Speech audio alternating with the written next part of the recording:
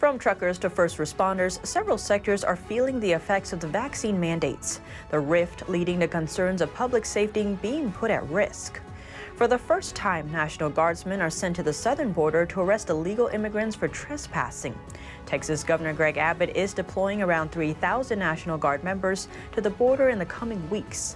Illegal immigrants clashed with law enforcement over the weekend as tens of thousands of migrants sought asylum and refugee status. This comes as the U.S. recorded more than 1.6 million southern border arrests last year, the highest on record.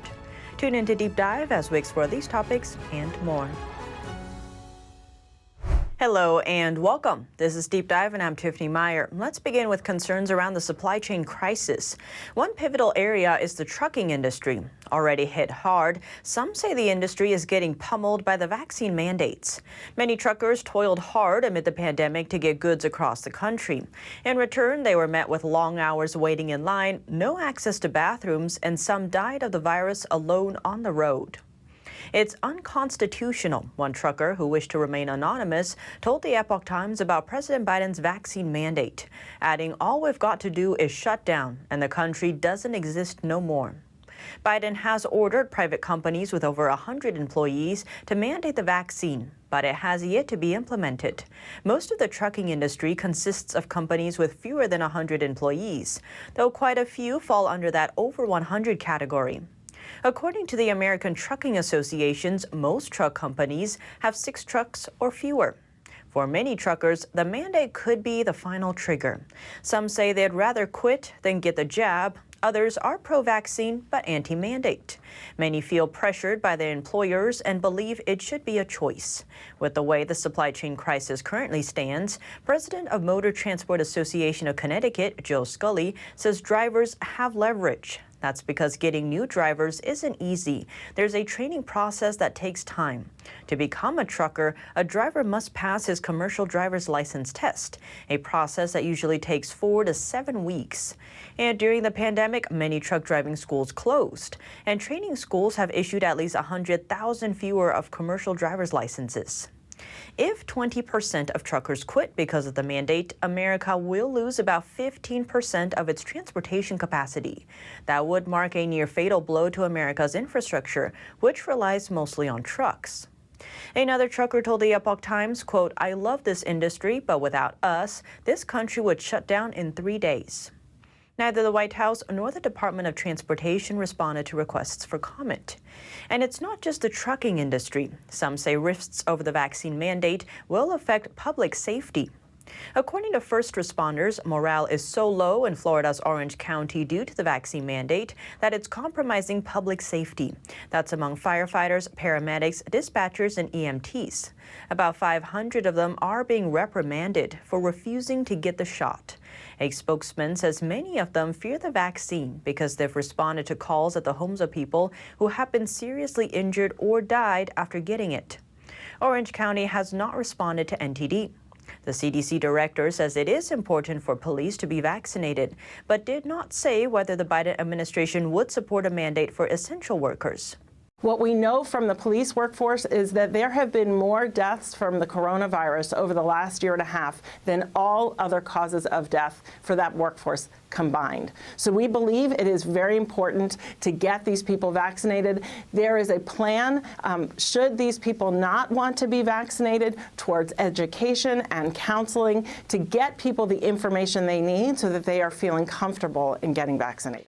Meanwhile, Florida Governor Ron DeSantis rolled out a new effort to boost recruitment for law enforcement officers. That's because the state has lost many of them due to the vaccine mandate.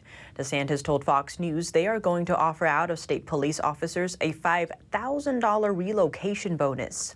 They couldn't do their job on Zoom. They had to be there, and they did it with honor and integrity. Now you have people that want to kick them out of their job over this shot, which is basically a personal decision. He said they are going to have a special session to try to prevent people from losing their jobs based on the vaccine choice. And the effects of the mandate are already being felt in some sectors. According to Washington State's Office of Financial Management, nearly 2,000 state workers were fired or quit over the state's vaccine mandate. That's around 3% of the approximately 63,300 state workers. About 90% of employees verified they are vaccinated. 3% of employees received an accommodation of some sort. The remaining 4.6% are in the process of retiring or being fired or are seeking an accommodation but have not received it yet. The Washington State Patrol lost nearly 6% of its personnel over the mandate. The Washington State Department of Corrections fired around 350 workers, or 4.5% of the workforce, over the mandate, while the Washington Department of Social and Health Services lost about 313 workers, or 2% of the workforce. Another 2% are having an accommodation request pending. Washington State Governor Jay Inslee announced the vaccine mandate in August. He said at the time, "We are in the middle of an explosive threat to our freedoms because of this disease. We want the freedom of not having to shut down our economy again. We want the freedom of not having to wear masks sometime in the future. We want freedom of our children not having to worry about getting this disease. And we want freedom for everyone to live without even to think about the COVID virus. And we know that there is only one path to that freedom, and that is through more Washingtonians getting this safe, effective, successful vaccine." The governor's office doesn't predict any mass disruptions over the loss of state workers. Mike Folk, a spokesman for the governor, told the Epoch Times in an email, "While we are sorry to see that 3% go and we wish them well, we are pleased that it is not higher. Some have the option to return if they are fully vaccinated within the next month. We have been planning for any potential outcomes for 2 months since the governor announced the requirement. Because of those efforts and the sky-high compliance rate, this will not lead to any massive disruptions." State Republicans have condemned the mandate. Some of them are calling on the governor to resign. They allege the mass terminations and resignations were, quote, "creating a crisis in state government as state agencies struggle to provide services under an Inslee-created staff shortage." Republican State Senator Jeff Wilson says other states are requiring vaccinations, but none of them have taken it to the level of mass terminations. When one person makes all the decisions, there can be no question who is at fault. But Biden is holding firm. He said police officers who refuse the shot should be fired. And it's not just the police force. Customs and Border Patrol agents face getting terminated for not getting the shot.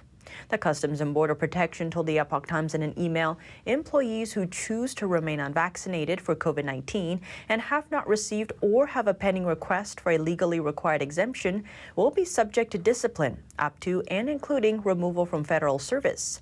The CBP is part of the DHS and the nation's largest law enforcement agency. It has more than 60,000 employees. The Border Patrol has over 20,000 agents. The CBP did not respond to how many Border Patrol agents have been vaccinated or if any exemptions have been granted. Congressman Andy Biggs from Arizona told NTD last Wednesday that he had been told up to 5,000 Border Patrol agents would separate over the vaccine mandate. Border Patrol Chief Raul Ortiz said in early August that agents' vaccination rates varied widely, from a low of 30% in the Rio Grande Valley sector in Texas to as high as 78% in other sectors along the border. Now, speaking of the southern border, Texas Governor Greg Abbott is using the National Guard to arrest illegal immigrants on the southern border. For the first time, National Guardsmen are sent to the southern border to arrest illegal immigrants for trespassing.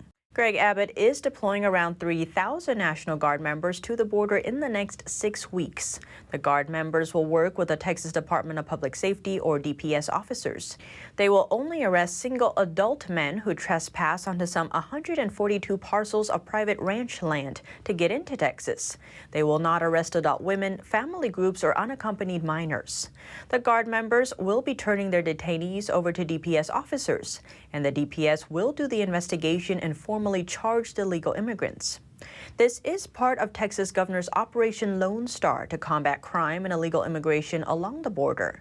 Texas DPS Director Stephen McCrow said to the Center for Immigration Studies, "Nobody's ever really used the Guard before in this capacity. We are going to use them to actually secure the border. The governor, the legislature, and the citizens of Texas have made it very clear they want the border secure. It is good for our federal partner as well. The federal government should be thanking the state of Texas, and it'll make the rest of the country safer as we increase the level of security." This comes as over the weekend, tens of thousands of illegal immigrants clashed with law enforcement at the border. The immigrants hail from Haiti, South America, and Central America. They started a trip on foot from southern Mexico, headed north on Saturday. After waiting for refugee and asylum papers, they tired of the delay and clashed with law enforcement trying to hold the caravan back. On Saturday, they began a journey to Mexico City, hoping to obtain the documents to avoid getting deported from the country. Meanwhile, an unprecedented number of arrests was made at the southern border last year. That's according to year-end data released Friday by the U.S. Border Patrol. The agency says it made nearly 1.66 million arrests for unlawful crossings on the U.S.-Mexico border over the past fiscal year, which runs from October through September. That is the highest annual number of apprehensions on record. According to available southern border data dating back to 1960, the previous record was 1.64 million border arrests in 2000. The number of monthly border arrests skyrocketed under the Biden administration, though they began to rise while President Trump was still in office. Since March 2020, Customs and Border Protection has been enforcing a public health order known as Title 42. The policy allows for the rapid expulsion of immigrants, and it's been linked to an increase in repeat crossers and elevated arrests. And now, before we end, when fiction meets reality. The Fast and Furious franchise was all about family. And now movie star Vin Diesel walked Paul Walker's daughter down the aisle. Meadows got married earlier this month, but she recently posted a picture of the moment on social media. Vin Diesel is Meadow Walker's godfather. Meadow posted a photo to Instagram of the special moment with Diesel. Paul Walker and Vin Diesel starred in 5 Fast and Furious movies together. Walker died in a car crash in November 2013. He was 40 years old. But what do you think? Let me know below. Thanks for tuning in to Deep Dive. I'm Tiffany Meier, and see you soon.